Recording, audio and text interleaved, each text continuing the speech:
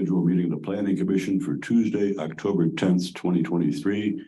I'd like to open the meeting at 7:30. Can we please stand for the Pledge of Allegiance? Allegiance to the flag of the United States of America and to the republic for which it stands, one nation, under God, indivisible, with liberty and justice for all.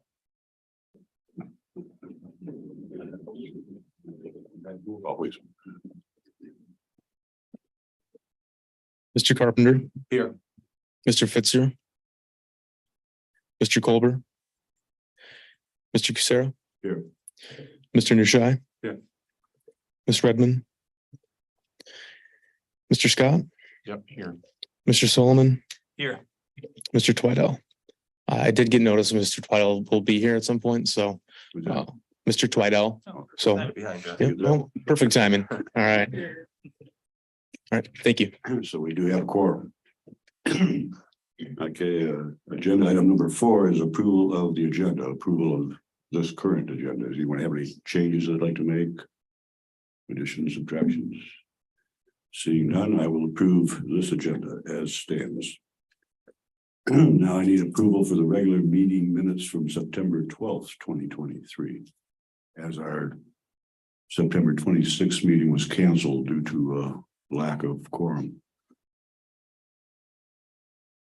Mr. Chair, I'd like to make a motion to approve the minutes from September 12th, 2023. Second.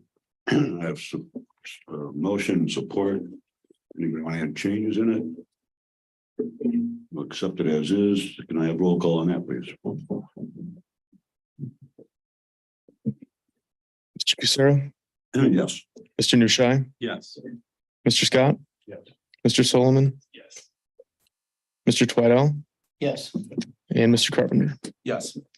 Thank you. Thank you. Agenda number 6 is a public discussion from items that are not on the agenda. Is there anyone here from the public wishing to speak? So they can come to the microphone and we'll give you a couple minutes. Being no one jumping up, I will then close public discussion. And we'll move along to, excuse me, agenda item number 7, site plan amendment for 331 North Main Street for parking lot improvements. I think Mr. Janjeri will lead us off with this. Sure. Right, so just down the street here, we have Biscuits and Gravy at 331 North Main Street.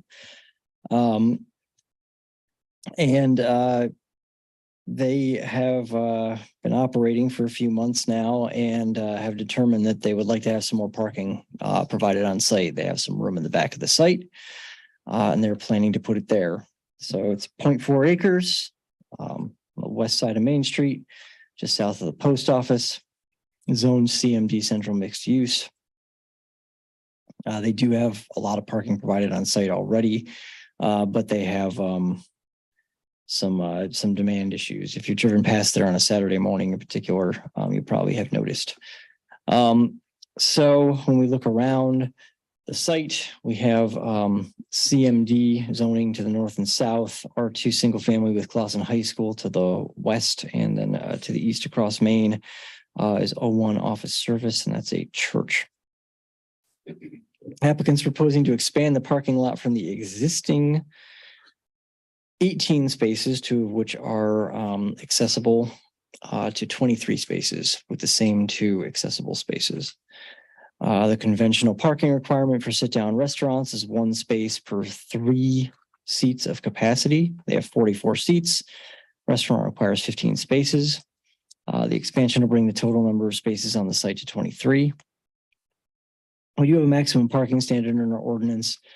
This is in order to minimize excessive areas of pavement which depreciate aesthetic standards and contribute to high rates of stormwater runoff. Exceeding the minimum parking requirements by greater than 20% should not be allowed, except as approved by the Planning Commission. And granting such additional space, the PCD shall determine that such parking will be required based on documented evidence to accommodate the use on a typical day. So 20% of 15 is 3 for a total of 18. So they're there now. And to get up to 23, they'd be exceeding that by 5. So the applicant and the Planning Commission should, discuss this, the applicant should demonstrate to the satisfaction of the planning commission that the additional spaces are necessary. They do have their bike parking. They've got their loading zone for off hours loading. They're not making any changes to screening or pedestrian circulation. The issue of rooftop screening came up recently. Their rooftop appliances took some time to be screened, but they are screened now, as I understand. When I wrote this letter, that was not the case. So that has been resolved. But in general, we recommend site granting approval subject to resolution of the discussion item that we called out. And if you have any questions for us, please feel free to ask.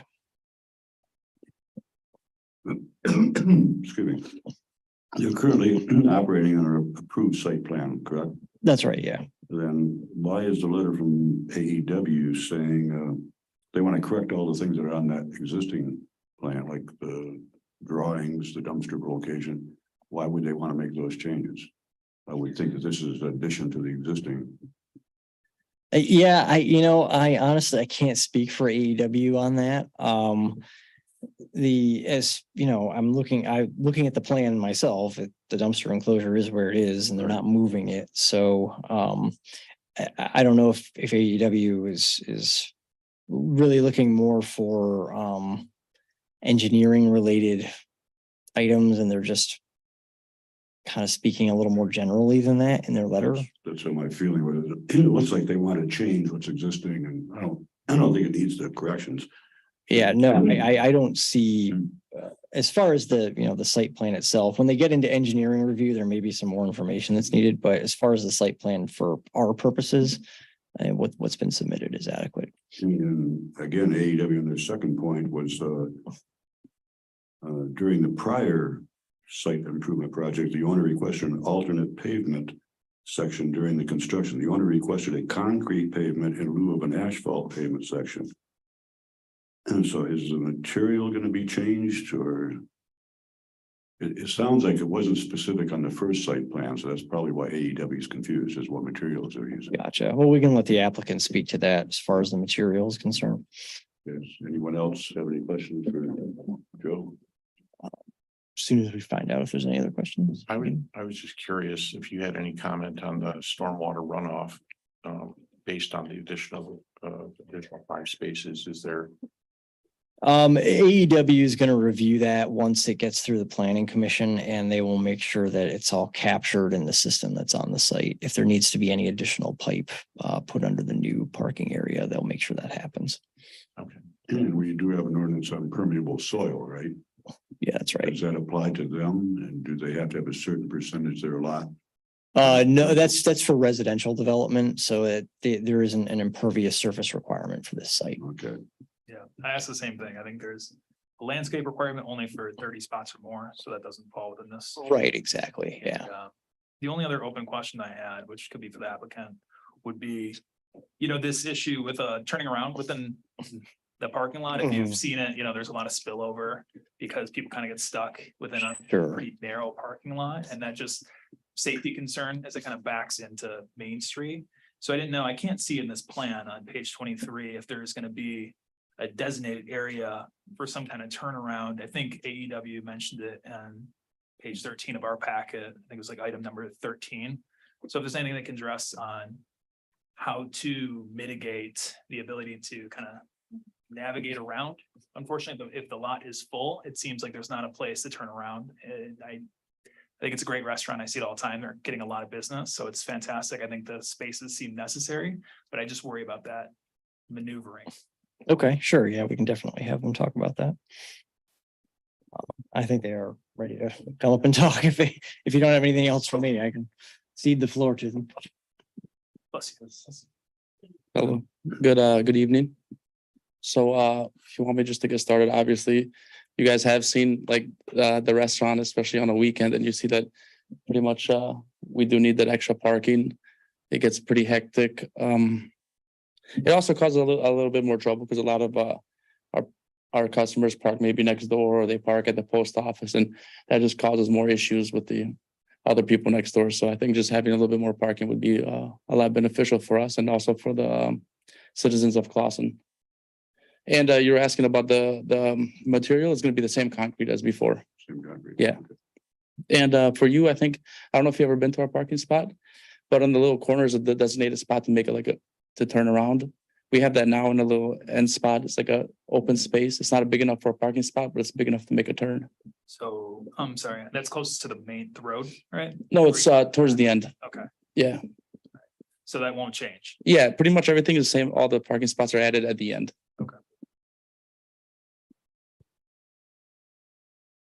Any other questions for the applicant? Anything else to debate upon, or we're all happy? We're happy. I'd entertain a motion. Mr. Chair, motion to approve 331 North Main Street for parking lot improvement. Support. Motion support. There's no more conversation. I will take roll call, please.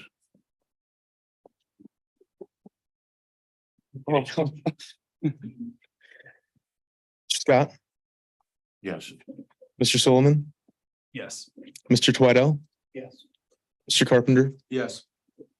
Mr. Cusero, Yes. Mr. Nushai. Yeah. Thank you. Awesome. Thank you. Again. Again. On to agenda item number 8, which is site plan for 172 West 14 Mile Road.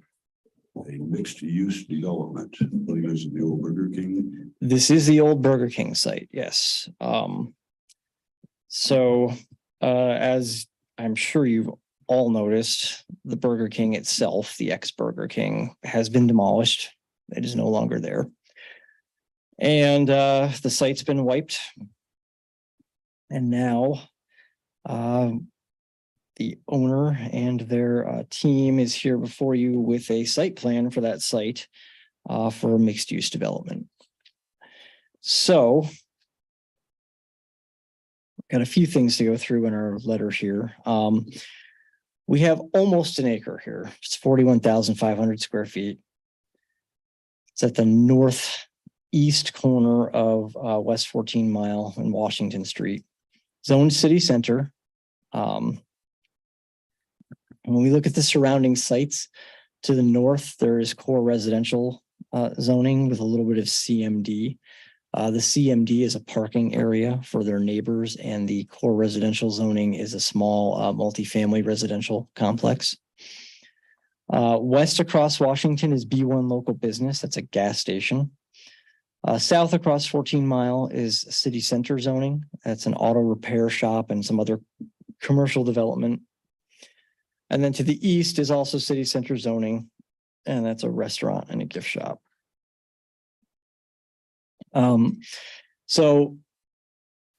Just generally, they're proposing to construct a 3-story mixed-use building. The ground floor footprint is 21,715 square feet. Residential uses on the second and third floors are 16 one-bedroom units and 2 two-bedroom units, so a total of 26 units.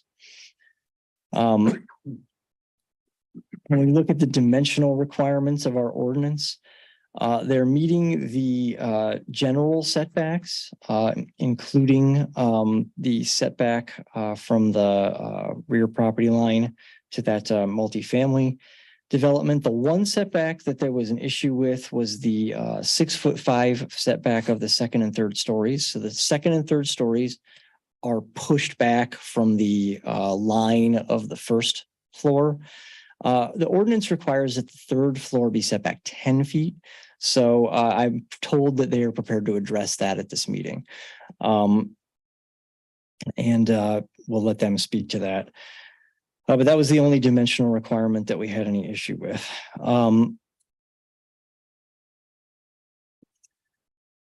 So there are also a couple of little portions of the building that exceed the height limit, but elevator and staircase penthouses are exempt from the height limits if they're less than 10 feet taller than the building itself. And in this case, that standard is met.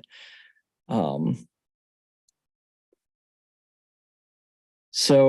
then we have some seasonal shades that they're proposing to put on the roof deck. Those are demountable. They can be removed and will be removed seasonally.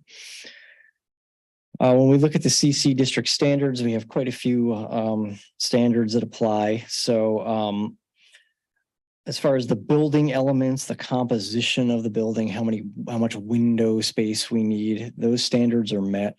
They are screening their rooftop equipment.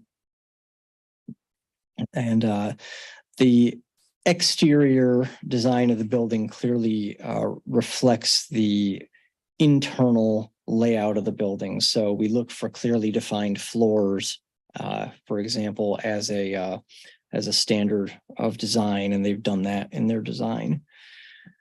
Looking at off-street parking, so we have a number of required spaces for residential. Upper floor residential in the CC district is required to meet the parking standards of 5.1. So for residential uses, we have a 1.5 space for each 1-bedroom unit requirement. So with 16 units proposed, that's 24 spaces. And then we require 2 spaces for each 2-bedroom units. So that's 20 spaces because there's 10 of those units proposed. So there's 44 total spaces required for the residential portion, and they have provided 44 in the parking lot behind the building, including a couple of accessible spaces. When we look at the required parking spaces for commercial uses, we come up with a subtotal of 89 spaces, given the square footages that they've put on their plan. They're not providing anything on site. They are creating 8 on-street spaces that did not exist before. Otherwise, they're proposing to utilize public parking. We have a standard for modification of off-street parking requirements. I've included it in the letter. I won't read it word for word, but it is there in your letter.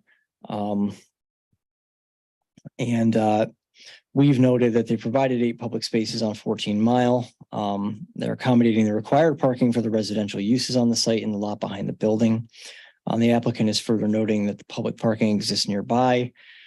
For ground floor uses, the Planning Commission can modify parking requirements without restriction if it finds that the proposed use is accommodated. All parking spaces and maneuvering lanes meet the design standards of section 5.2. So when we look at the actual dimensions of the parking spaces that they're providing, those are compliant with our ordinance. For bicycle parking, we do have a requirement for secure, visible, and accessible parking for bicycles. 1 space plus 1 additional space for every 5,000 square feet of floor area is required, up to a maximum of 10 spaces. The applicant needs to address bicycle parking within 300 feet of the subject site. They have provided bicycle storage for their residents. So this would be bicycle parking for people arriving to the site from elsewhere. Loading areas required to be incorporated into the overall design of the building and landscaping. So in this case, the loading bay is fully integrated into the building. It's accessed via a roll-up door facing Washington Street. The bay also serves as the trash enclosure. So all of the trash pickup and loading activity that occurs on this site actually occurs indoors. Our transparency standard requires a certain amount of glass on a facade, and this plan is meeting that standard.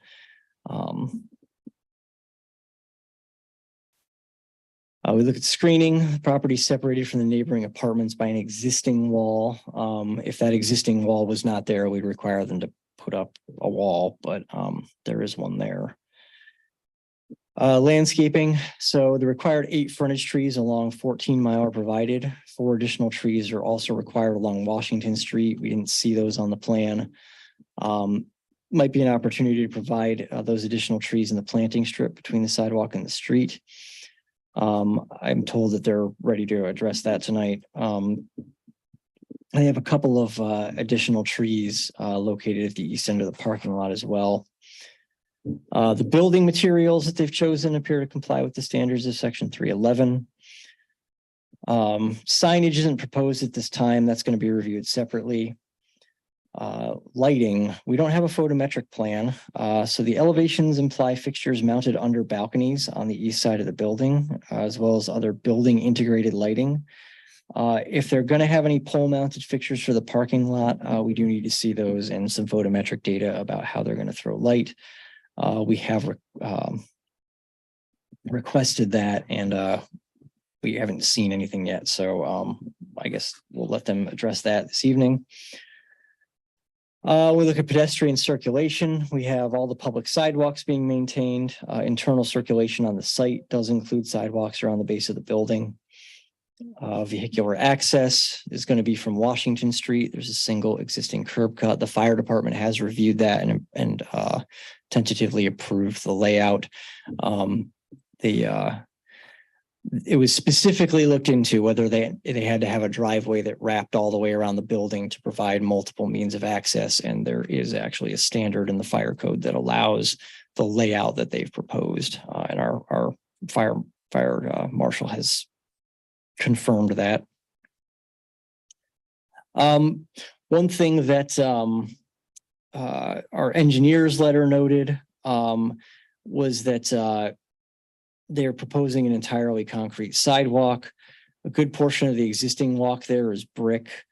And the PC should just discuss that material with the applicant. Are we going to maybe look for some brick integrated in as an accent or something like that when they put this in to kind of continue that feel from the downtown right to the edge of downtown at Washington? So there's a few items to resolve with the applicant, but we are looking at permitted uses here. So if we can resolve those items here tonight, we do recommend site plan approval. That 10-foot third floor setback is really the kind of the big one for them to address tonight. If you have any questions for me, happy to address them. Otherwise, we can go to the applicant. Maybe a couple for you. It says that when you talk about parking, 44 total spaces are required, 44 are provided in the parking lot, including 2 ADA spaces. And later on, it says that the applicant provides 8 public spaces on 14 Mile and accommodates the required parking for the residential use on the site and the lot behind the building. Are they, as far as I know, isn't 14 Mile Oakland County Street? And isn't it's still up in the air whether we're actually going to get parking on 14 Mile, right? Well, we have parking on 14 Mile right now, and what they're proposing is to include it. And what they would need is a permit from Oakland County to put that parking there. But they have parallel now, they're talking angle parking. well, they're proposing parallel in accordance with how it's done now. Okay. We're talking about the potential of angle parking in the future.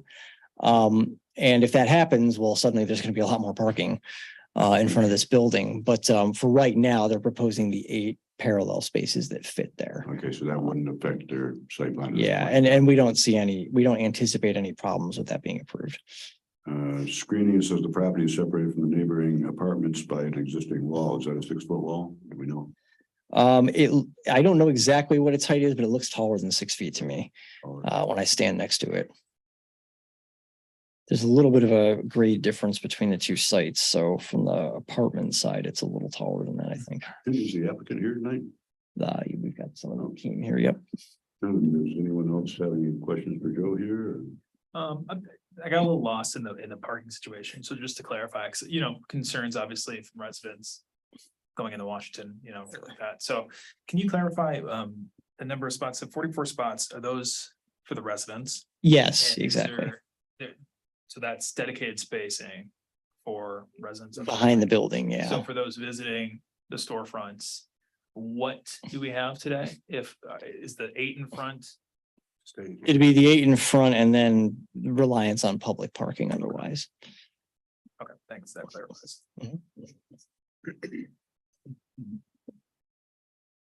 Other questions? for Joe? Would the applicant like to answer any questions?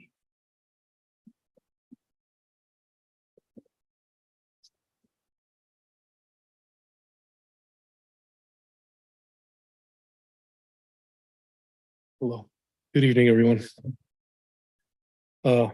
My name is Rowan from Harley Ellis Devereaux, from Royal Oak, the designer for this building.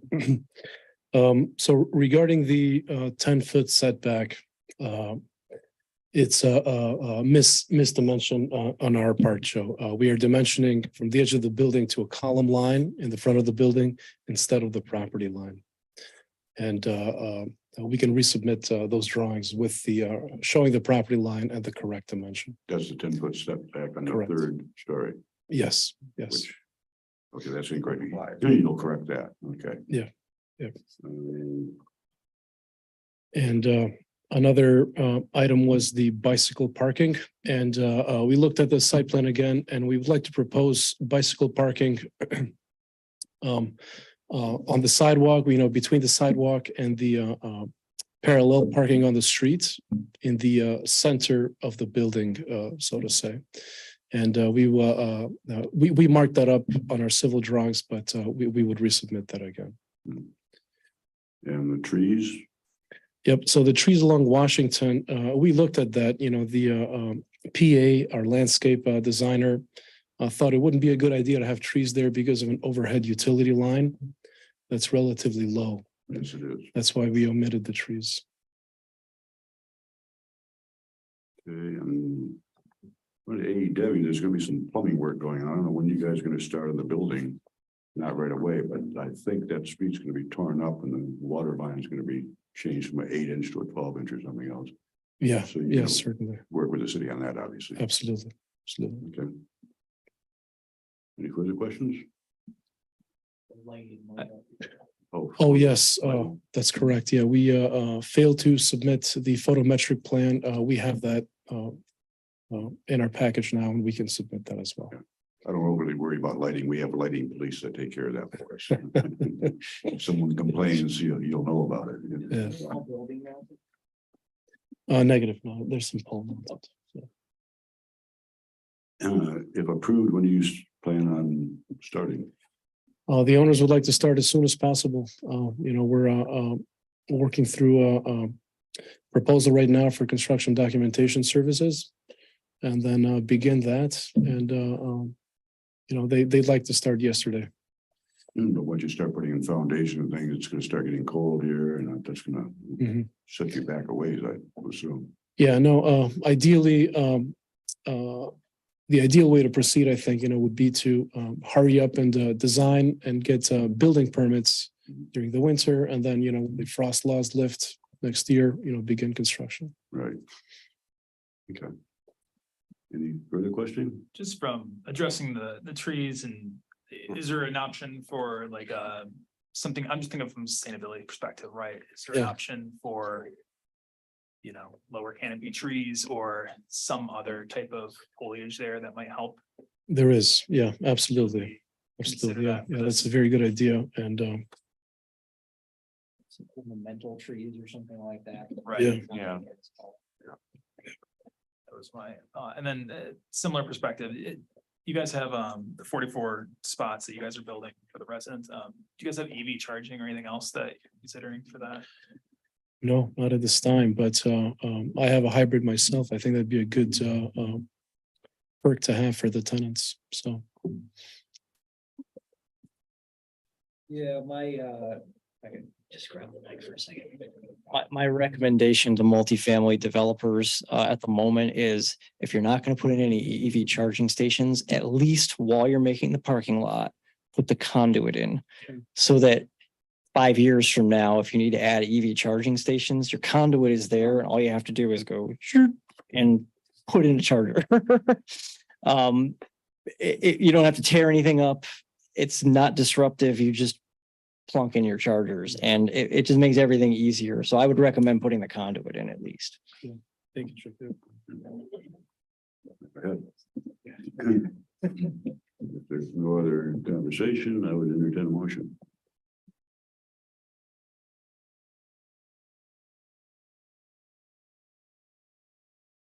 Anyone can make a motion. I do have a question. I can wait Oh, for discussion. Go ahead. I suppose Well, it's for this body. You can make the motion. I can get a second and before we pull a vote. You can continue the question. let me just go back up. Sure, I make the motion correctly.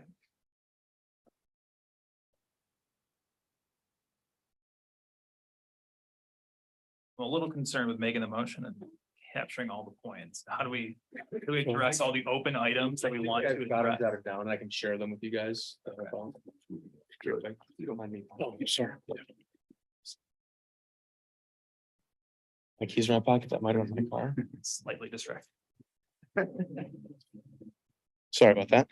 So the points that were called out on Joe's plan that were discussed between the planning commission, and the applicant were on the contingency would be to have submitted the 10-foot setback be noted, the bike space for the public to use, the photometric plan submitted, and then provide lower canopy trees on site were the 4 items that we have documented right.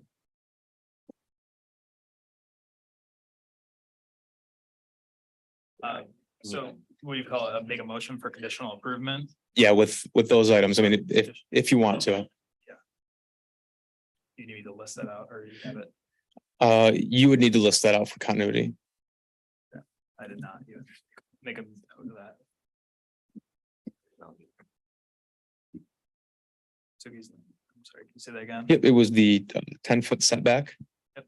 The bike space for the public, the photometric plan, and then the lower canopy trees. Finding that the parking is acceptable. And yeah, and that you find the parking acceptable in the plan.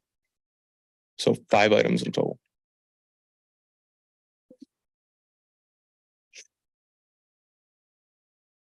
All right, so. I'd like to make a motion to conditionally approve. 172 West 14 Mile Road mixed use development pending. 10-foot setback on the 3rd story, bike space, parking, photometric plan for lighting, lower canopy trees be included on Washington. I think there's 4 of them. And what was the parking? The parking plan is sufficient. Parking plan being sufficient. I have a motion. Can I get a second? I'll second. And a motion and a second. Any other further conversation? Or if we're all happy, My question for the body is, are we confident? I mean, I made the motion, but are we confident in approving this today or waiting until they come back with, there's a lot of items here that need to be addressed. And so I just want to. I think they're rather minimal. Yeah. I wouldn't say there's a lot, like I said, the photo metric thing, I never concern us with that because that's. There's other bodies that are checking. Care of elsewise, the trees, it's gonna be pretty obvious if they're put in or not. The 10-foot setback, it's agreed to, it's gonna be done. And parking is okay, and bike racks. I'm quite sure, I don't find this an overly intensive list. Does the applicant find this problematic at all?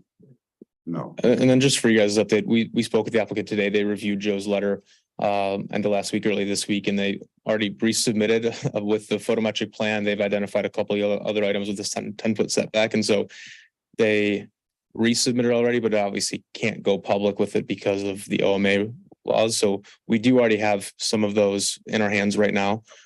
So Yeah, that would have been helpful, but to your point, you have to release to the public how far in advance before the meeting? 18 hours is yeah. And so they didn't necessarily need to provide those because they can be patched out to be approved contingent during the planning commission meeting. But we do have some of those items that you guys discussed already. There's one thing I didn't mention during my review, but basically this is exactly what the downtown master plan calls for the site. Like it's pretty much like ripped out of the plan and plunked down. It was worth mentioning, I think. I think everyone's excited to see something go up in the space. Yeah.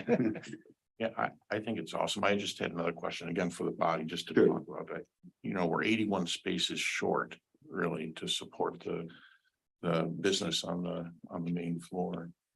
I mean, do we have parking in the area to be able to support 81 spaces if those storefronts get busy? I mean, I know we have a lot back there. I'm not sure how many spaces are in it. And that supports not just this building.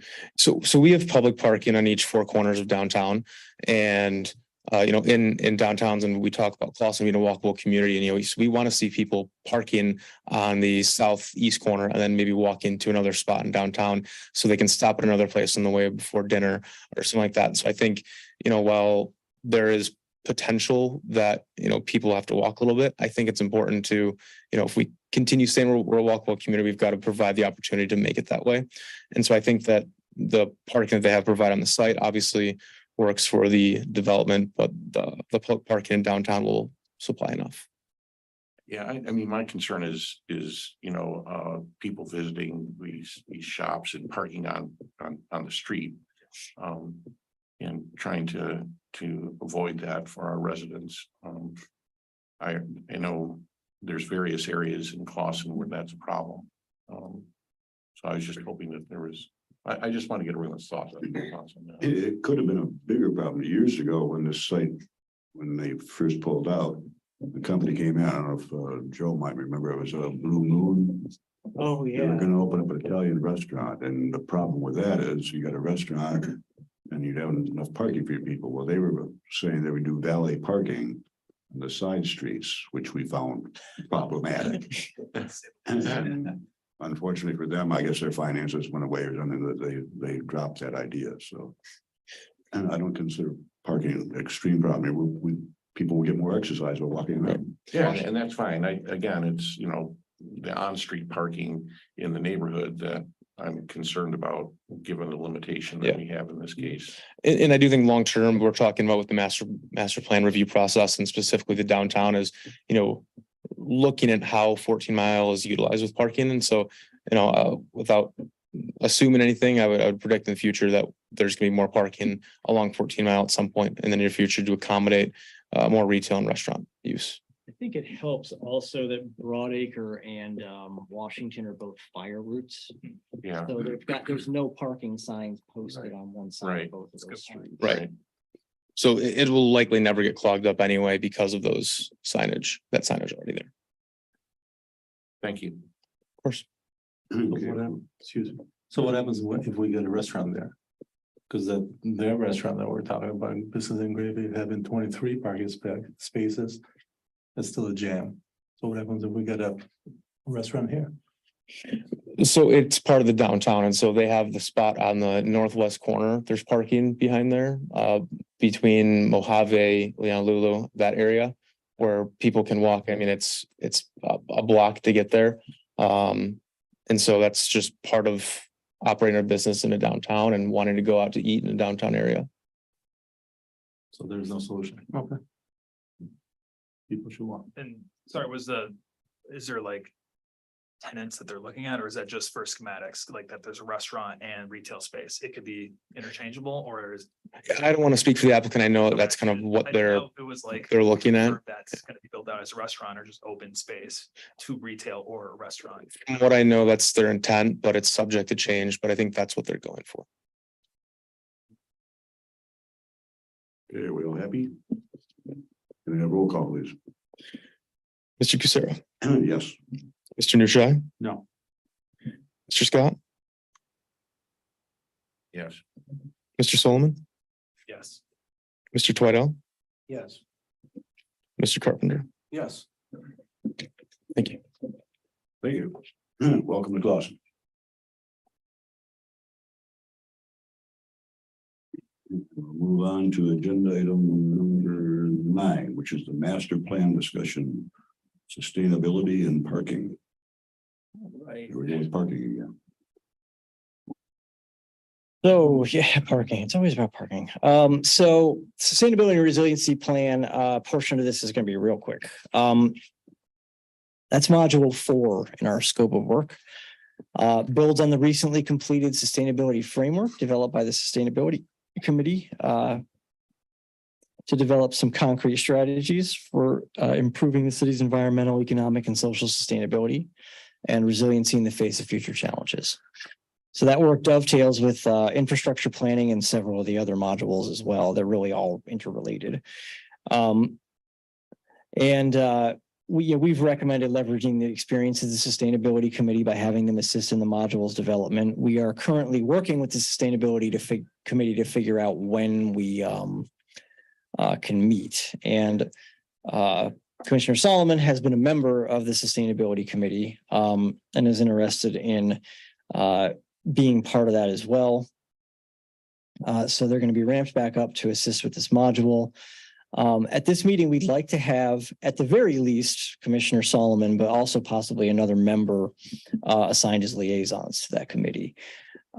So if there's anybody interested, definitely raise your hand. Otherwise, I mean, we can just run with Mr. Solomon. I think I already openly said I would join that committee again and Yep. continue on. But I think for my fellow commissioners, is it twice a month or is it monthly? Monthly, yeah, So yeah. once a month for about an hour and a half. It's not a huge commitment. We do have, as Joe mentioned, you've probably seen it, a framework built out, so gives us a good starting point. Yeah, exactly. And also, we tend to do those meetings remotely. Yes. So if you're, concerned about being able to get to a physical location, then, that's also something you should be aware of. We do those online.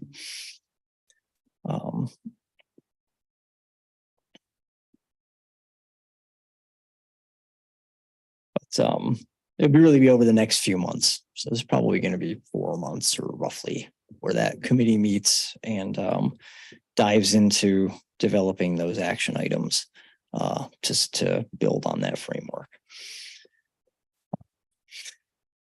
So if there's no other volunteer, we can at least add Mr. Solomon, and then we have 3 members who are absent, so that could always be offered to them as well.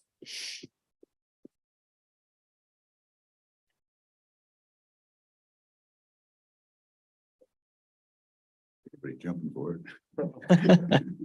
I know we're all busy. All right, well, then let's at least just confirm Mr. Solomon as the liaison, and then we can move on to discussing parking. So confirmed. Yeah, it doesn't need a motion. No, I don't even really need a motion for that. Okay, so moving on to parking then. So module 3, parking citywide. Downtown plans looking at parking in the DDA district. I have a little thing that we presented to them that I can present to you tonight, just to give you an idea of kind of where they're headed. Wider master plans examining parking throughout the city, emphasis on identifying potential solutions to parking shortages in certain areas and evaluating parking demand more generally. So we'll share that preliminary analysis for the downtown. And we'll also start discussing the framework that we're going to be building. So I identified one known problem area. This is really the part of the city outside the downtown that we've heard from as far as the business operators there having trouble with their patrons finding parking. And it's on, if you look at the second page of that memo, we're really talking about Manitou to Kinross, but especially closer to Kinross. And I've highlighted the block where we've been hearing from people. And I think you probably will immediately understand why that's the block that was highlighted. You have 2 rows of buildings with a public alley going between them. And the buildings in the front are the ones that have public visiting them. The buildings in the back are the ones that have a workforce that comes there for the shift and then leaves. And there's really no parking at all for those buildings in the front. There isn't any that's devoted to them. There are a couple of vacant lots that are really not that far away, but they've never been offered up for use by those businesses that are down by 14 Mile. So definitely thinking of some kind of strategy for moving forward for this area, because it is the one area outside of downtown that we've heard from. And we really don't get complaints anywhere else in the city. It's here that we hear about. Unless there's some complaints you haven't told me about, Nick. No, frequently getting things. Yeah, so that's the spot. And our hope is that perhaps those vacant lots could figure into a solution. But that's obviously subject to discussion with the proprietors of those properties. The other element here is parking demand. So we discussed multifamily parking requirements last year. We didn't take any action at that point. At this juncture, we're master planning. So we're not talking about actual changes to any standards. What we're really talking about is establishing a framework within which we can comprehensively examine our parking requirements and establish reasonable, well-founded requirements for the future. So I said this in the last meeting, so if you were there, I apologize for repeating it. But most zoning ordinances in Michigan have their roots in about 3 sample ordinances or model ordinances that were developed in the 1960s.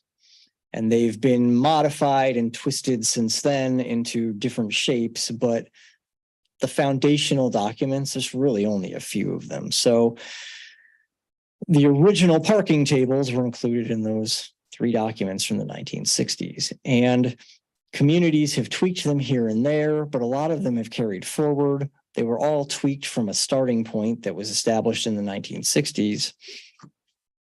And when you really dig into it, the origin of those original requirements is not well documented. Where those numbers came from.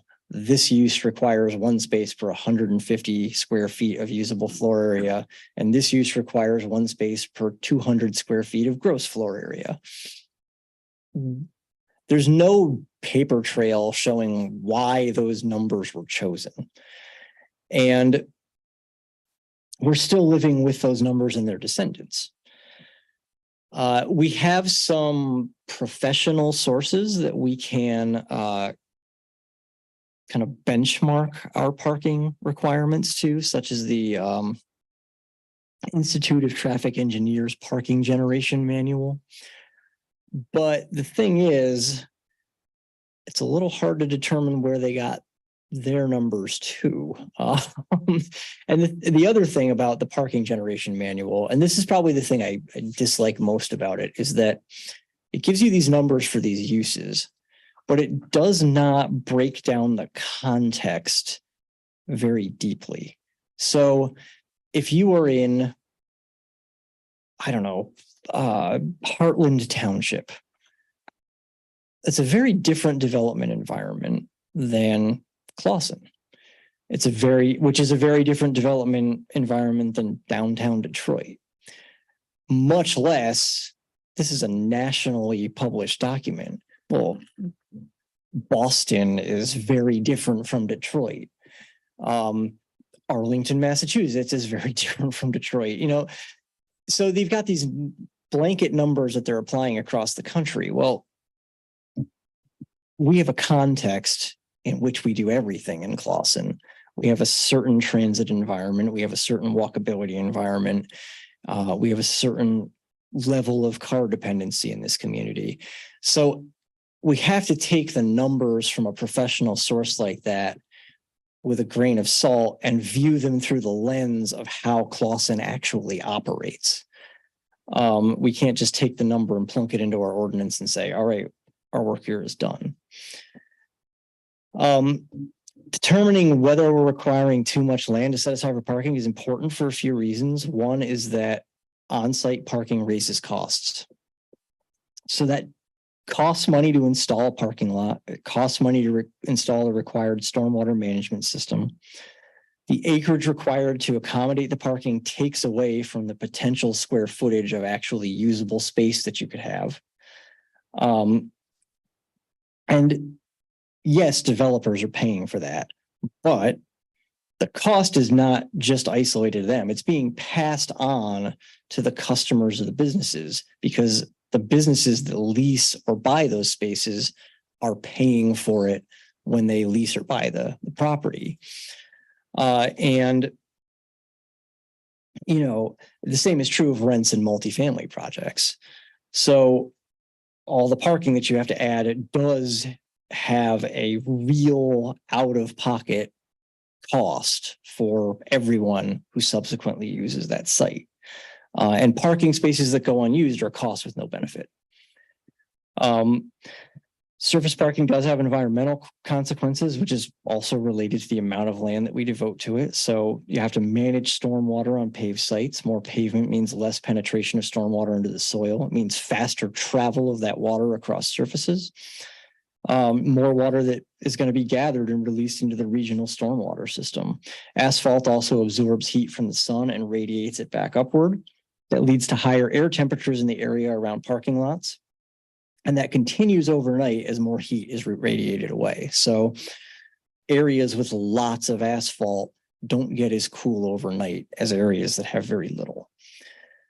Surface parking drives sprawl. That's a regional consideration, but it's also self-reinforcing. So parking occupies enormous areas of land for the temporary storage of vehicles, and frequently it is empty. Oftentimes it's a lot more land than is occupied by the buildings themselves. And that makes concentrating development more difficult, right? Because you have this space that's sort of forced in between the businesses. So as uses become more spread out, car dependency increases because you have to drive further to get from one thing to another. And that obviously drives up the demand for parking. And then pavement, of course, also has just some aesthetic things about it. You know, it harms the aesthetic environment of a community, generally speaking. We often require more land to be set aside to compensate for that in the form of landscaping buffers and islands. So our requirements for buffering are sort of an implicit acknowledgement that no one particularly wants to look at parking lots or experience their effects unless they really have to. So those are all definite negatives of having a lot of parking. On the other hand, we do have to be careful to understand that we live in a car dependent region. We drive to do almost everything in Southeast Michigan. That's unlikely to change in the near term. So parking is clearly a very essential component of development. And our approach has to balance that against those other considerations, the negatives that we were just talking about. So to develop a framework for reviewing and ultimately changing our parking requirements appropriately, we have to kind of think about, well, what do we actually need to investigate here? And there's some tiers here. So depending on resource availability, we could go all out and we could do on-site studies and things, or we could work within the resources that we typically work with and do some less intensive things. So study of data and recommendations from ITE, the Institute of Transportation Engineers, would be a component of anything we do. Analysis of requirements from other zoning ordinances in nearby communities. And you have to be careful which nearby communities you choose, because if you're looking at Troy is developed very differently from Clawson. Berkeley, Hazel Park, Ferndale, maybe not so much. Their fabric is more similar to ours with a grid and a certain level of walkability. Searching for alternative data and recommendations to ITE. Like I said earlier, there are legitimate criticisms of ITE. Assessing uses listed in our table and their alignment with the list of uses in the district. What level of specificity is actually needed. Some of these tables really drill down into highly specific uses, and sometimes that's not necessary. Sometimes it is. Sometimes a use has a very peculiar set of parking demands. But sometimes, there's some of these tables will have 16 different retail uses listed separately, when really you just need a couple categories. Furniture stores don't need as much parking as a typical store because there's so much space taken up by the displays. But most retail has pretty similar demands. And then the terminology too, we have uses listed in our districts, but the uses that are listed in the parking table, they don't really use the same terminology. So sometimes it can be hard to match things up. And then we need to think about when a use is not listed in our parking table, how do we handle its parking demand? We have some language in there for that now. Do we need to modify that language? Do we need to think a little harder about it? So the final bullet point I've got here is field observations at diverse times on diverse days. So how is parking actually being used day to day? And of course, this also varies from place to place in town. In the downtown, you have a very different situation than you do in the Westgate, for instance, or up at the corner of Crooks and Maple. So, hence the, diverse times on diverse days in diverse locations. Yeah, you can't just look at it at 8 on a Saturday morning. You have to look at it on pretty much every day of the week and at multiple times of each of those days to determine what the actual demand profile is. When is it busiest? How much is unused when it's busiest? The only way to determine that is to look at it a lot. That's time and capital intensive. It can be accomplished with cameras and review of time lapses, but it still requires investment. But it is the most reliable way to discover where we're over or under parked.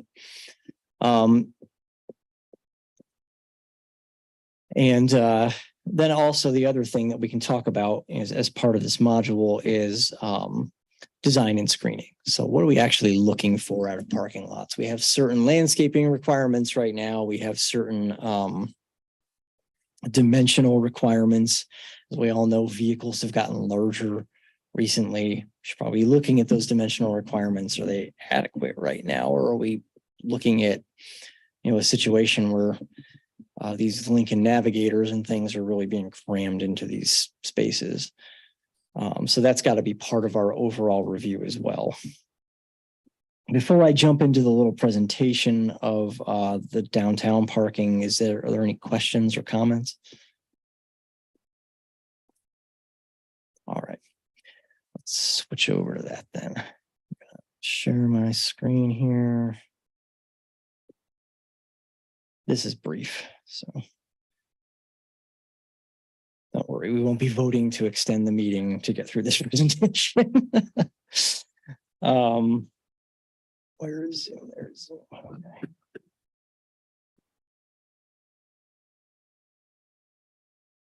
So this was a presentation that was given at a public meeting of the GDA board a little while ago. I just wanted to share this with you.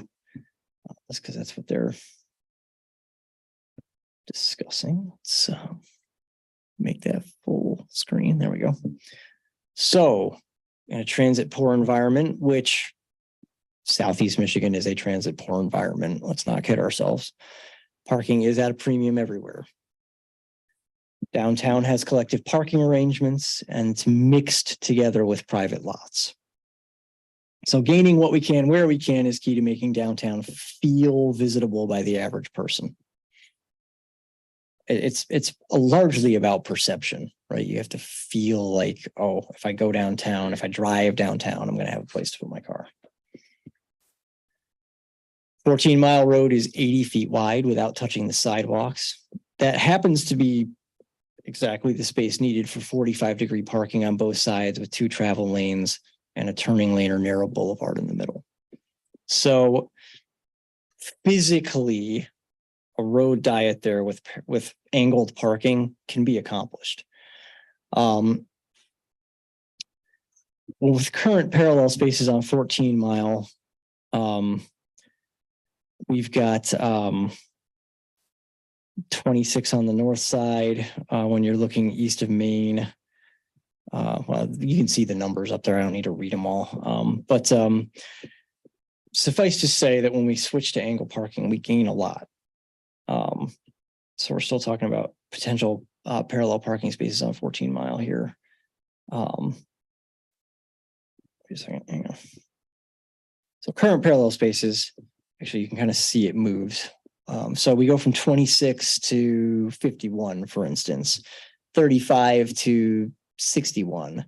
This is just, we're not even talking about closing driveways here. We're talking about working around all the existing driveways. Would that be affecting the speed limit though? Through there? You most likely, yeah, you'd probably lower the speed limit. And that's controlled by Oakland County that comes right. I believe that's the city. Don't left, but I believe the city actually controls that. 35 now. That would have to Nobody come does down. 45. Nobody does 25 here either. Right. Well, with the different design, you would probably actually affect lower speeds because people feel like, well, I got, Slow down because of. yeah, All right. exactly. I feel like I got 4 wide lanes right now. I'm just gonna blow through here, you know? Couple other places, we went in that next category, went from 15 to about 43. You can go from 7 to about 28 in the 4th spot. So you can gain a lot of parking, like a lot of parking. Just by going from that parallel configuration to a 45-degree configuration. So we don't have the total. Do I have the total That's in fine. here? So is the current public parking, is that through land agreements with private owners then? No, actually, those lots are city owned. In that the 14 in Maine? Yeah, there's 4, each quadrant of downtown has 1 city-owned lot. Yeah. Okay. And then sometimes, like in the instance of the northeast quadrant, they kind of flow right into private lots. Yeah. People don't necessarily know where the boundary between the private lot and the public lot is. So has the city looked into acquiring that parcel you're referring to on Kinross and or some type of land agreement? Yeah, I don't know that it's been, we've looked into acquiring it, but Nick and I at least have, where Nick went, Nick and I at least have discussed the possibility of entering into some kind of Okay. agreement there. Yeah. And I don't know what kind of outreach has been done at this point, but that's hopefully the path to a solution there. And it's been discussed at length, exactly what's needed. But yeah, as I said, we're assuming no closure of existing driveways. If you eliminated some of those driveways, you could get more spaces out of it. But we don't need to just limit ourselves to thinking about 14 Mile because we've got the northwest lot, which actually has some space to gain some spots along the wall at the north. We think we go from 5 parallel spaces to 10 diagonal spaces up there without really even touching the little curb things that are in that lot. So it's a marginal increase, but nevertheless, it's something. And I think most people don't even realize that those parallel spaces are back there. So it could even make it more obvious that there is a place to put your car back Is there. that the laundromat? Is it? Yeah, the laundromat's Yeah, okay. off to the right, right, yeah. and then Leon and Lulu's off to the left. Gotcha. Yep, so we're north of Mojave here. So it seems like there's some space to grab a few more spaces in Yeah, I there. never knew about those parking spaces. Yeah. They're very rarely used. Parallel with the wall, right? Yeah, well, they're parallel on the south side. You can see a car kind of in one of them right now. So they are parallel with the wall, but they're across from the There's like a wall. little median there, right? Yeah, Something- exactly. okay, right. Yep. Yep. So we're looking to where every possible place we could squeeze something out, and that happens to be one of them. We're also studying the northeast quadrant public lot because we've got some pretty wide maneuvering lanes there, and other ways we can crush things down, move the trash enclosures and things, and maybe gain a little bit more there. It's also being looked at on Main Street as well. Yes, in fact, Readjusting the side parking there. yeah, we're going to get to that in a second. There's quite a bit that can be done there.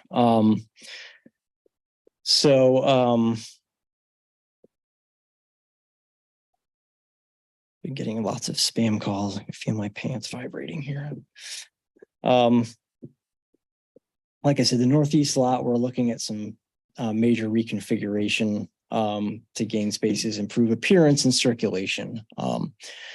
If we really went all out, it might require even looking at the driveways and doing some shifting around. But we're trying to figure out exactly what's possible there at this point. There's kind of a lot that goes into it. And then here's a great example. So this lot over here where my cursor is jumping around, that's a private lot. This is all public out here, and then you get back to a private lot over on the right side of the photo. So 45-degree parking in these? No, we wouldn't So probably, just the probably straight- wouldn't go to 45 there, yeah. Cause you wouldn't gain much doing that, cause you lose space in each row. But you can probably crunch things a little bit and gain some that way. Okay. We looked at North Main because between City Hall and downtown, that outer lane, it's not really necessary. In fact, coming south, that outer lane is even kind of an attractive nuisance in a way, because you see people at Lepla waiting at the light in both lanes, and the person in the right lane realizes that the right lane goes away up there, and they jam the gas to get around the car that's in the left lane. And you have people hauling down there toward the place where the lanes constrict a lot faster than they ought to be going. So looking at this as a potential spot for additional parking. And I recognize that it's going to take a little more walking. The maximum distance to 14 Mile in Maine when you're out by the post office is 1,040 feet. So you're going to have some Hale and Hardy people doing their parking out here. But nevertheless, you can gain 53 parallel spaces going up this street without any loss of driveways or anything like that. So there's some potential here. And it's pretty much sitting there on the pavement right now. You'd want to do it properly with bulbed out curbs and things so that there's protection for the vehicles parked there. But the pavement's there. It's not particularly necessary. And also the speed limit's 25 there, but it looks like a landing strip. And people don't feel the pressure to drive 25 there. So a reconfiguration that narrows things up a little bit might actually slow people down on its own. And this is just to convert parallel parking to pull-in parking, right? Yeah, well, in this case, it's just to put parallel parking where it's not right now. Okay. Yeah, and then down on 14 Mile, we'd be converting parallel to 45 degree. Yeah. Okay, this is pretty much an unused lane right Yeah. now. Yeah. So I'm sorry, are we, in this scenario, are we losing 2 lanes and it's becoming 1 lane on either side in the turn lane? Exactly, yeah. This is. Yep. And then you'd have parallel parking on both And I agree sides. with you. Right in front of here. It's almost alarming to see the sign that's flashing 25 when it feels like there's a lot of space to go much faster. Right. This is exactly where that narrative is. Sure, yeah. And I just want to add, in the last roughly year, times that I've been here and times that I'm not, there's been at least 2 or 3 accidents just kind of with that 25 miles an hour. It doesn't feel like 25 miles an hour. And, obviously no one's been injured or anything like that, but they're severe enough where it's a problem. So obviously road diets like this help control and calm traffic, like we talked about the last planning commission meeting too. So just an important thing to think about is, we don't, not an official study, but just in my experience, what I've seen the last year, there's been enough accidents to kind of raise some question marks at the bare minimum. Sure. Yeah, and it's all about creating that downtown feel when you're coming in. When you come up from the south, there's lots of parallel parking on Main Street, and you get the sense that, oh, I'm someplace where there's going to be people walking around, there's activity. I should probably be on the lookout for people who might be crossing the street, or if I'm going to turn into someplace, I got to make sure there's no one on the sidewalk. Whereas coming from the north, you really don't get that until you're in downtown. And then all of a sudden it's like, whoa, okay, there's this lane is going away. And I think doing this going up North Main would have a similar effect as it does on South Main, where it tells you, okay, I've entered a different type of area now. And it's time for me to slow down and pay attention to my surroundings and see who's walking where. I'm just curious. I mean, this seems like a no-brainer to me. What should have been done a long time ago. But so I'm wondering, what's the downside? Why wouldn't that have been considered in the past? Any ideas? I don't really have any ideas. I think it's possible that it just never It came up several years Yeah. ago, and they were talking about tapering Main right here at City Hall. Instead of having the 2 lanes running down to 14, they're gonna taper down to 1 lane, and I don't know why that passed, it just went away. Sure. I mean, that bulb is not that old. No, it's really not. It's It's not, probably less than 10 years old, actually.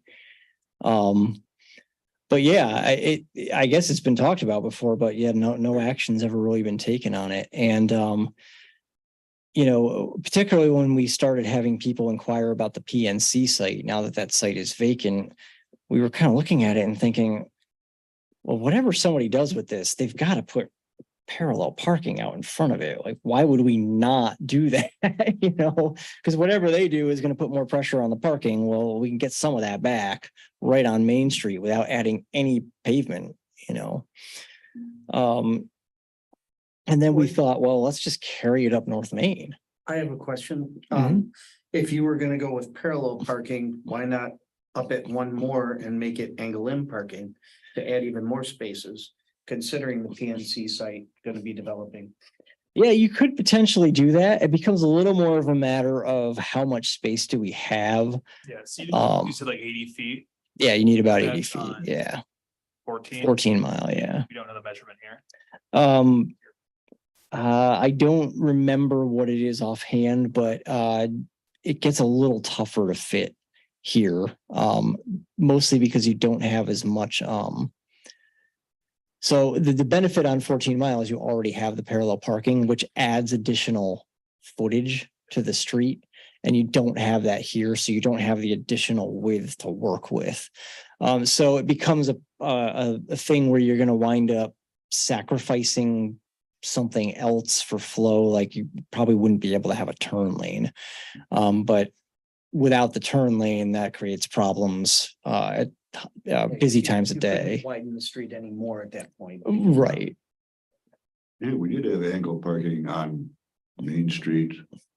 South of 14 back in the I think, late 50s and the 60s, we had angle parking out there. And then the problem at that time, people were worried about the cars going to drive over the sidewalk and hit a pedestrian. And so they put in great big concrete blocks there that nobody liked them. They lasted a few years. Sure. That went away. And we had meters at that time for a short period. People didn't like the parking meters either. Sure.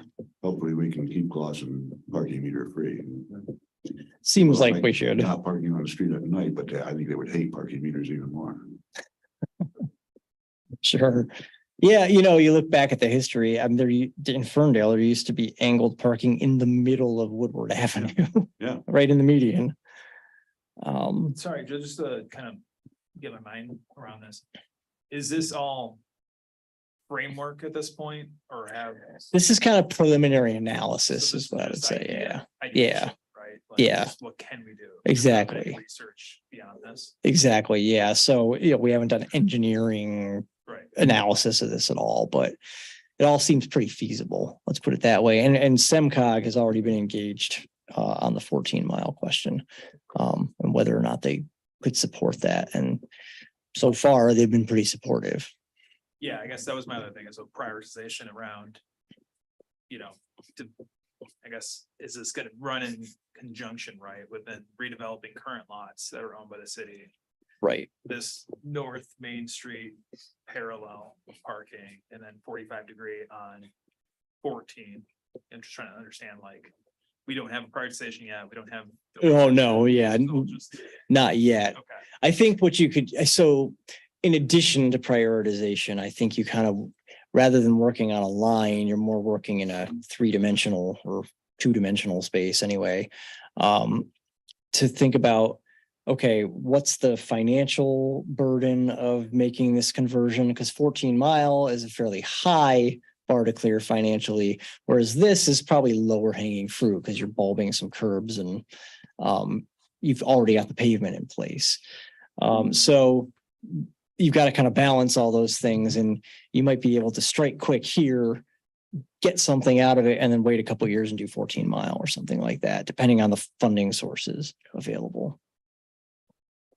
So yeah, well, but yeah, prioritization and then the balance of prioritization and difficulty I guess, is what we need to be thinking And about. Sorry to derail your presentation. No. When we think about application towards the master plan, right?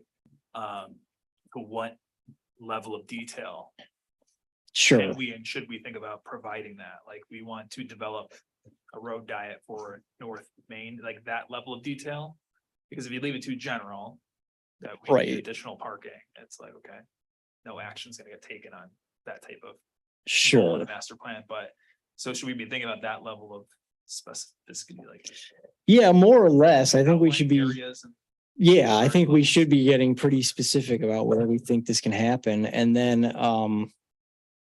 you know, our action items can be quite literally do an engineering study on this recommended area of on-street parking. So that's kind of your next step is let's put it in CAD and design it. And then once you've got the design, you can implement it whenever you have the available finances to implement it.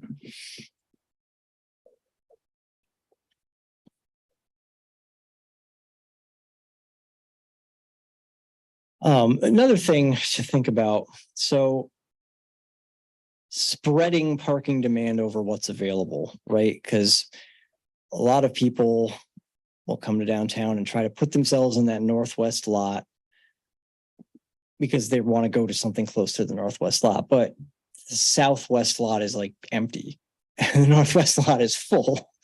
So how do we get people to maybe think outside the box a little bit and go park in the southwest lot because it's empty and it's really easy to put your car there, even though where you want to go is across 14 Mile.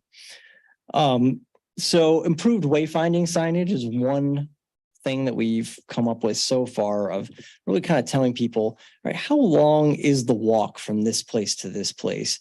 Naming the lots, just saying, having a sign instead of just a P, have a sign that says southwest lot, northwest lot, northeast lot, southeast lot. So people kind of start to orient themselves around, oh, okay, well, it looks like the northwest lot is full. I'll just go to the southwest lot. And just give people a vernacular with which to refer to these lots. And then the businesses can also pick up on that and say, hey, if you're having trouble finding a parking space to visit our business, why don't you look in the southwest lot? And there's a sign right there that says southwest lot, you know? You'd be surprised. Don't regard it, it's like my wife would. Oh, sure, yeah. Yeah, and you could call them the, Makes it easy to remember what lot you parked your car in, you know? sure, yeah, but you can make them the yellow, red, orange, and purple lots too, you know, it doesn't necessarily have to be the quadrants, but just thinking a little bit more about how we just develop people's internal map of downtown and how they use downtown. And that's it. It wasn't a very long presentation, but I just wanted to share it with you so that you kind of understood where what the DDA was talking about at their last meeting. And we do think there's a lot of promise there. And there are some projects that would be fairly simple to implement, and then others that are much more involved, but need to be thinking at all those different levels so that we're ultimately addressing the challenge that we have. I don't know if there's any other comments or questions, but certainly happy to address them if there are. So like, what is the next step, like from here? Do we vote on something to like, It's really us putting together some draft language for you guys to look at. okay, And bringing you some ideas and then letting you respond to those. And then once you've had that chance, then it goes to like a public workshop and Okay. we let people respond to it. and how much is like the DDA, how much say do they have compared to like, does it just all come together or? Yeah, I mean, ultimately it comes together. The DDA master plan is being funded by the DDA and they are kind of in the driver's seat on it. Okay, And what they're going to do is they're going to provide something to the planning commission for the planning commission to review and comment on. And the planning commission is absolutely free to put its stamp on it. Because ultimately a master plan is the planning commission's to adopt. But yeah, the DDA, it would be just like the last time the DDA essentially developed the plan and then provided it to the planning commission. So if we're like, I'm sorry. No, go ahead. So if we're like formulating a parking plan, for the downtown area, like when should we start focusing on areas just outside the downtown area, like the Ken Ross area that you Sure. spoke to? Well, the next time we address this, we will be doing that. Okay. So we're going to get into some more ideas and kind of start digging in the guts of this stuff at our next meeting. Well, we might alternate between this and infrastructure over the next couple of meetings, but nonetheless, the next time we visit this topic, we'll be in a great deal more detail. And we'll have more draft-like material for your review and respond to. There was an introduction tonight, and then the sustainability plan will come your way as well. Andy is beginning to work on the corridor modules as well. We're going to try to get all this stuff in front of you kind of pretty quickly over the next few months and really start pulling a plan together. It's kind of interesting to see where it's all going. Yeah, I appreciate that. It'll be helpful to think more action. Yeah, once you get to the action items, it always becomes a little more concrete. It's Right. easier to get your hands into. And sorry, my earlier question was just the timeline for the DDA. You know what they're aiming for? To have that complete? Early next year. Yeah, the DDA portion should be done fairly quickly. There is going to be a public workshop on November 14th for the DDA plan. And we'll get you info on the time. I think we were thinking, was it 4:30 to 6:30 or something? I think so. Yeah, it's basically before this meeting. Okay. Yeah, that'd be helpful. Put in the packet just to keep us updated with all the other events, even if they're Yeah. not directly related to the planning commission, but. would be- Right. Well, yeah, we'd love to have the planning commissioners at that workshop if they're able to attend. I know at one time I know Laurent and I volunteered to participate. in Right. DDA, but I've never heard anything more. Oh, you haven't. We got to make sure that they get an invitation to the So- PDA meetings. We'll make sure you get invited to their meetings. I didn't want to just show up without, saying, okay, now is the time to start. So, Okay, sure. Yeah, we'll make sure that gets addressed. And those are recorded on and released on the website too. Yes.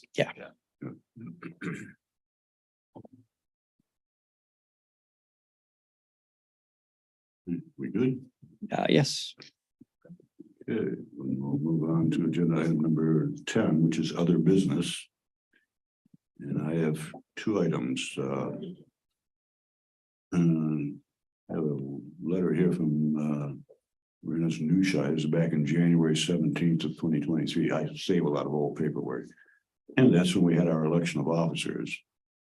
And the problem that I have is that sitting in the back of the room is Mr. Nate Hara, who used to be on this commission. He was also the secretary. And since he left, we have been dealing without a secretary. So I'd like somebody here to volunteer for it, and then we can vote them in. And would you like the job as secretary? sure, I'll volunteer. And then I will make a motion that we appoint you. Can I get a second on it? Support. Support, and then we'll do a roll call on it if Nick is not too busy. I was just jotting down the motion second, apologize. Mr. Carpenter, Yes. Mr. Cusero, Yes. Mr. Nushai, Yes. Mr. Scott, Yes, Mr. Solomon, Yes. and Mr. Twidell. Yes. Great, thank you. We don't have a secretary. And they'll tell you what you do. You only sign perfect. paper once in a while. The other problem I have is attendance. We have to be careful with that. The last meeting, I didn't have a quorum, so we didn't have attendance. I have the planning commission bylaws and rules of procedure. And under attendance, It says that any member of a committee that is absent from 3 consecutively scheduled meetings, that member shall be considered delinquent, which is grounds to remove them. I don't want to remove anybody from this, but please, if you cannot attend the meeting, either email Mr. Tangeri or myself, so we know in advance. The last meeting, I had 4 people here. We sat, we took a 10-minute break, and we still didn't have a quorum. So just, if you can't make it, just please let us know in advance. That's all I ask for. Yeah, Nick, are we getting notifications in advance? Yes. Okay, I was just curious because when possible, I think you notify us that we won't have a quorum, so we don't go out of our way to come down If and. we can figure it out early enough in the day, we'll cancel the meeting. So, Right, and I think we did that for the, I guess, 3 meetings ago, because we've had 1 out of the last 3 meetings. I think we identified that we weren't gonna have quorum beforehand, and just out of respect for everyone else's time, that decision was made. And obviously, the last meeting that we had on September 26th didn't have the notice, and so if you know you're not gonna make it, just if you could please let, like Mr. Kucera said, let someone know so we can try to identify that, and then just kind of assuming down the road with how we're moving forward the master plan is in order to kind of stay in the timeline, there might be a chance that we have to do some type of special meeting or something. We'll have to talk about that with Giffords Webster and us and see kind of how everything's shaping up. So just kind of keep that in the back of your mind, and maybe we'll have some more of that discussion the 24th or in early November, especially the holidays too. I did look at the calendar, and there's a meeting scheduled. I want to say it's the week of Christmas, and I think historically that meeting has been moved. So just something else we'll want to consider over the next couple weeks, since that meeting's in 4 meetings from now. December 28th. Yeah, so we can have that as an agenda item. That way we can talk about it and see if we want to reschedule it, just move it all together. And maybe we'll just have a agenda item specifically towards scheduled meetings. Good. And to the earlier point, so when we know we will be absent, who should we reach out to? The chairman, you both, what works best? I think either works. I know I've been recipient of the emails and texts, and I'm comfortable with receiving text messages from you guys, a phone call, email. Or both would be. safe. Yeah. Both is best. So the ideal situation is that we notify the chair. Ideally, an email, call to Chair Kucera and having myself and or Joe copied on that in a perfect world. But whenever I do get a notice, I try and communicate with Chair Kucera as soon as possible so we can plan accordingly. And Nick reads his mail more than I do. Sometimes if it's late in the day, I don't get it before I get That's, I here. guess, what I'm trying to get at, right, is who can make the call and make sure you're not getting some, he's getting some, and then we don't have early notification of a cancel. Okay, I check my phone. I don't want to say 24/7 because it's not true, but Yeah. best case. That's- scenario. yeah. Probably get you. Okay, that'll take care of that problem for me. Does anybody else have anything under other business? Okay, then we'll move on to the planners report. Pretty much gave it already. No, Can we talk about tomorrow's workshop too?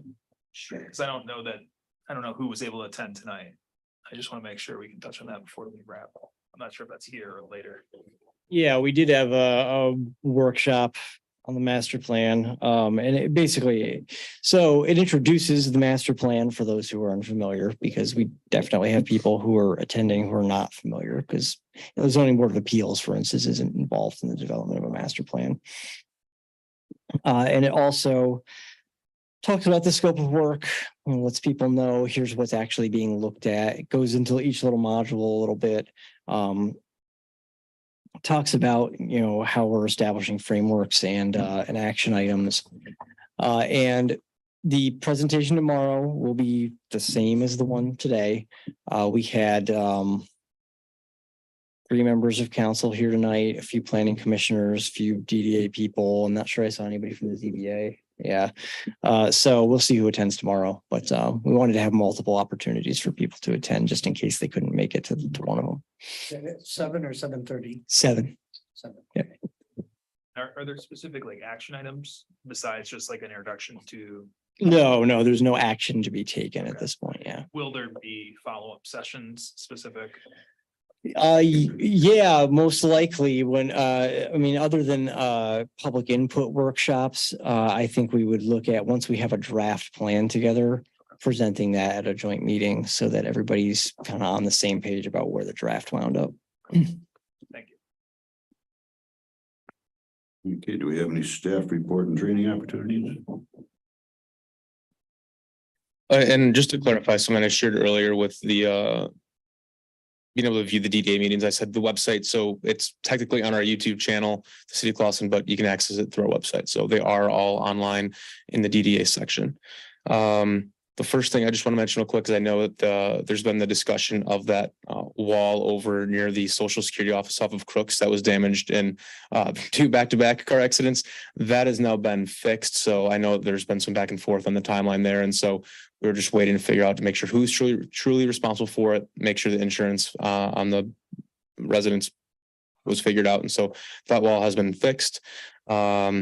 I did have a report for you guys to view, and I keep on sharing that I want to keep on trying to add in more information, and I'm working on some things on the side here. And I think in January, just to start the new calendar year, I'll probably roll out something that's a little more extensive that has some more detail in there.